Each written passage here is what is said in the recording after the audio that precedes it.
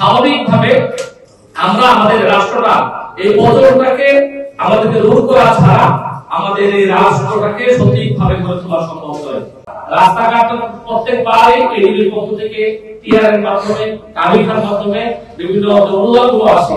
এই অনুদান যদি 1 বছর একটা 5 বছর যদি খুব ভালোভাবে আশা অনুদান যদি ব্যয় করা হতো, তাহলে 20 বছর বাংলাদেশের কোন রাস্তাঘাট ঠিক করা লাগতো।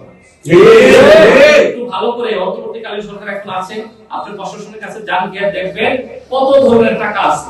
টিআর, কামিখা, কাজের বিনিময়ে খাত ছোট ছোট 1 লাখ, 2 লাখ, 50,000, 60,000।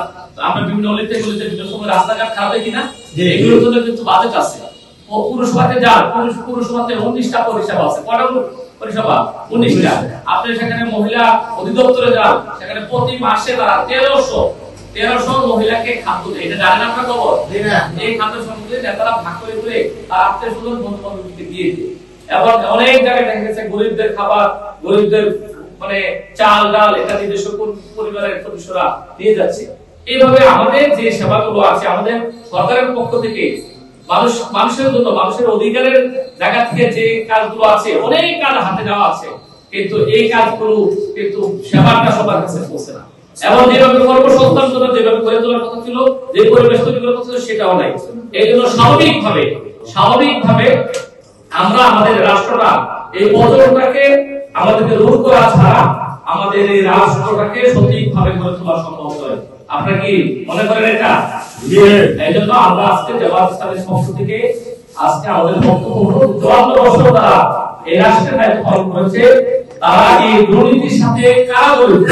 দুর্নীতির সাথে প্রশাসন শুরুতে কিন্তু প্রশাসন জড়িত হয় না।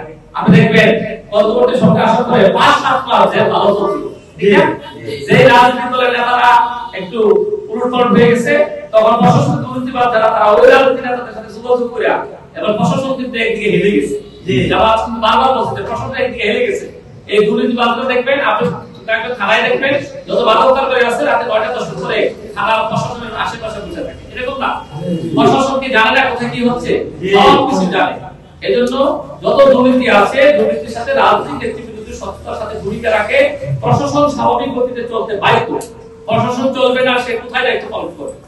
আজকে এজন্য এই 54 বছর যারা দায়িত্ব পালন করছে, তাদের পক্ষে এই দেশকে, এই দেশের মানুষকে আর নতুন করে কিছু দেওয়ার মতো কিছু আর নাই। দ্বিতীয় কথা হলো, আজকে আমরা এমন একটা সমাজ চাই যে সমাজ আমাদের অধিকারের কথা বলবে, যে সমাজ আমার গণতন্ত্রী বাংলাদেশ বলি, আমরা গণতন্ত্রী জনগণের অধিকার এখানে সমুন্নত রাখার কথা। আমাদের কোনো অধিকার আছে? আপনার ব্যক্তি নাগরিক পরিচয় দিয়ে আপনি কোনো সেবা বাংলাদেশে পাবেন?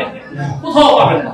আপনার কেউ থাকতে হবে, প্রভাবশালী লোক থাকতে হবে, আপনার টাকা থাকতে হবে, তাহলে আপনি পাবেন নাগরিক সেবা। আপনি নাগরিক পরিচয় দিয়ে আপনি সেবা কেন পাবেন না? অথচ আমার মৌলিক অধিকার হলো অন্ন, বস্ত্র, বাসস্থান, শিক্ষা, চিকিৎসা।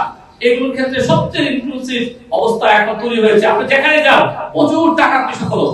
চিকিৎসা সেবা, আপনি করোনা, আপনার ক্যান্সার হয়েছে, লক্ষ লক্ষ টাকা আপনি চলে যাবে, আপনার বাবা যা আছে সব শেষ, আপনার ব্যবসা বাণিজ্য শেষ, লাঠি উঠে যাবে।